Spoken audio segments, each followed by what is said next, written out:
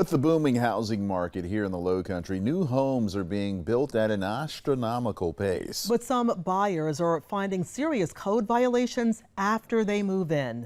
Inspectors with local building departments are often expected to look at and inspect dozens of new residential homes every week, posing the question if departments are too overwhelmed to catch critical mistakes. Live 5's investigative reporter Emily Johnson uncovers the growing inspection crisis across the Tri-County and what's being missed in the rush to build.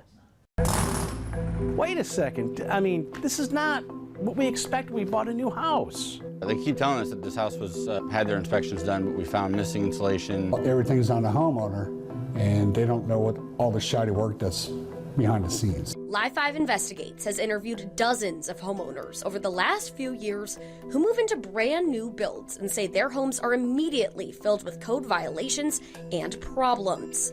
But when this many code violations are supposedly overlooked, how did a city or county building inspector ever sign off on the home in the first place?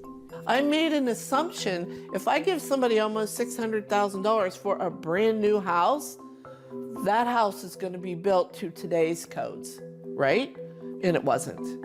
And nothing happened. In Charleston County, 12 people inspect single-family homes, conducting a total of over 46,000 inspections last year.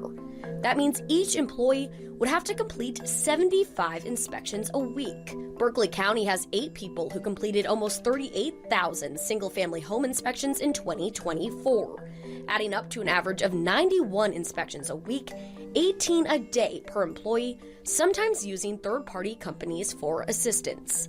Two Monks Corner employees inspected almost 13,000 single-family homes in 2023, which is around 25 homes a day. And I'm seeing approximately 50 to 80 code violations per house on 100% of the homes that we look at. Some of them get up into the hundreds of code violations. Bob Knowles is a licensed engineer, private inspector, and CEO of the National Association of Homeowners, and says inspections are simply not being done thoroughly enough. The building department's job is to make sure that they're checking for code compliance and enforcing the code. And I'm just not seeing that happening at all. Jackie Rabenstein and her husband built a new home in Mount Pleasant back in 2020. On the day the couple closed on their property, they contacted Knowles to inspect their new home. I cried. I cried all weekend. Actually, I cried for 2 years. Knowles found 64 code violations inside the Rabensteins' new home. Improper stair threads, flammable exposed wires, damaged shingles, and missing framing.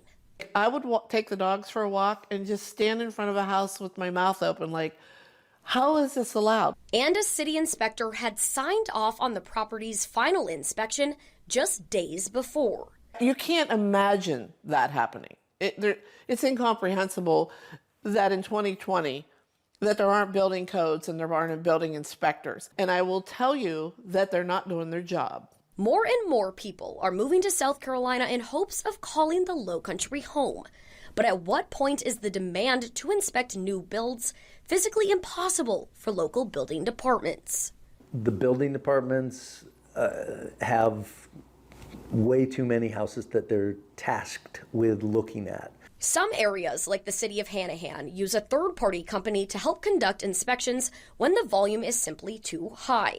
If Hanahan did not receive any help from an outside agency, the city's one inspector would have completed almost 2,000 inspections last year, all on their own.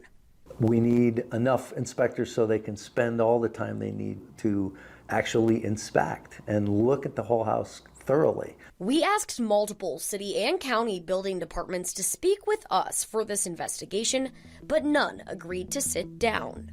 Individual building departments can decide to hand builders fees or violations in an effort to reduce repetitive code violations.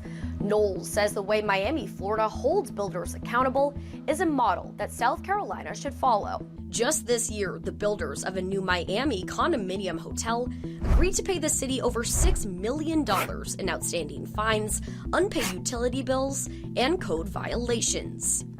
Other municipalities around the country, when they do that, the builders are much, much better at quality and building to code, complying with the code. But here in the Lowcountry, 2024 records showed over a 5-year period, only 3 citations were issued out of 220,000 newly built Tri-County homes. Without reform or reinforcements, local building departments may remain overwhelmed and homeowners left with countless code violations.